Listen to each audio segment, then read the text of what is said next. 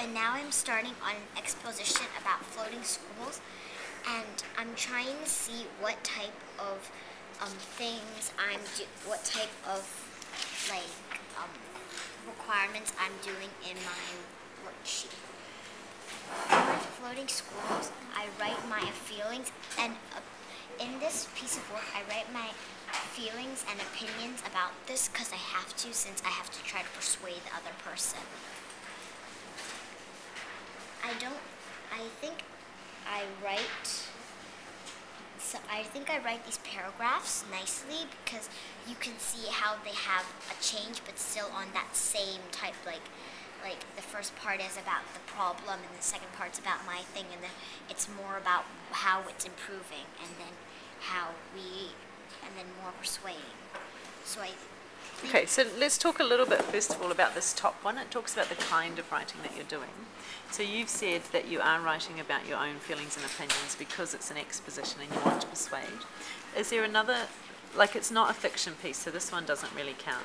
And this one, poetry, it doesn't apply to this this writing either, does it? But if you read the fourth one, what does that one say? I write organized non-fiction reports, letters, and lists with help.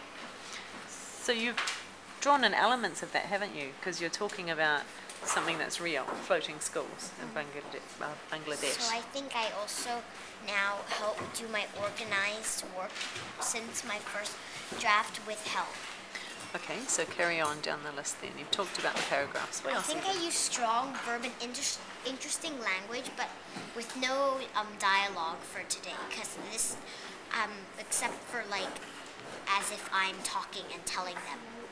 But I think I use strong verbs because if I don't make it strong and clear, my piece of work will seem very blurry, and I have to make sure that they get a very, very clear picture.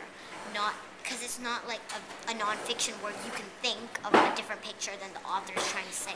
It's where you're trying to persuade that person, so you can make it loud and clear that you believe in this and these particular reasons. So you have to make a strong language in order for your person to understand, but not like too hard, or someone won't understand what it is.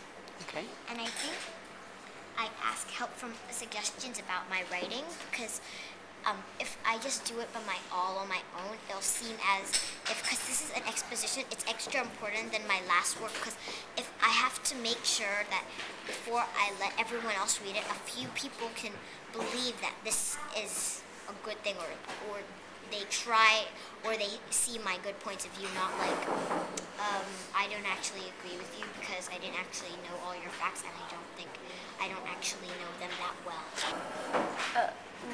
I read my own writing and can find mistakes with help.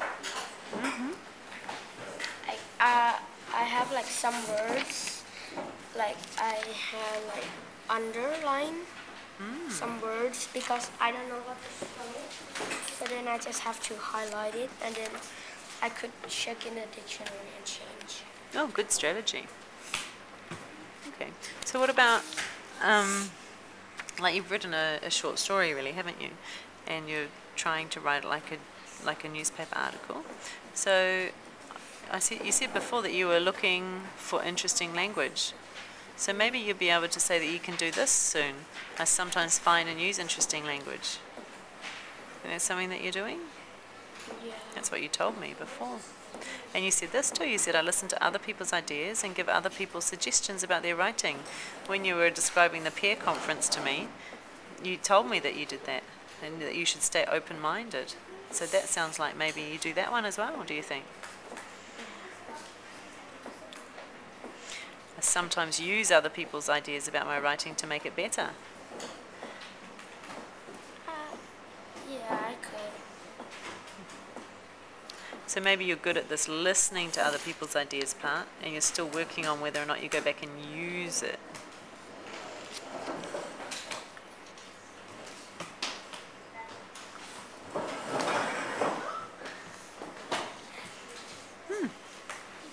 So what's the main thing you want to keep in mind to be working on with your writing? Add more to my writing with help.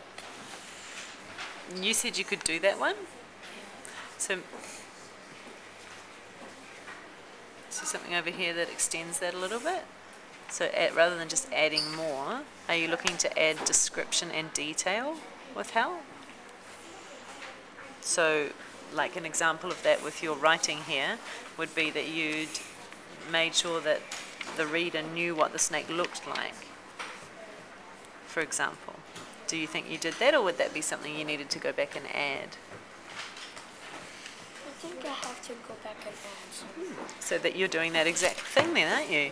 You're saying, oh, Miss Nikki's just made a suggestion about the detail that I need to add in the description, and so because she's told me that, that's the with help part, then I can go back and add that. Good job. Thanks, Kevin.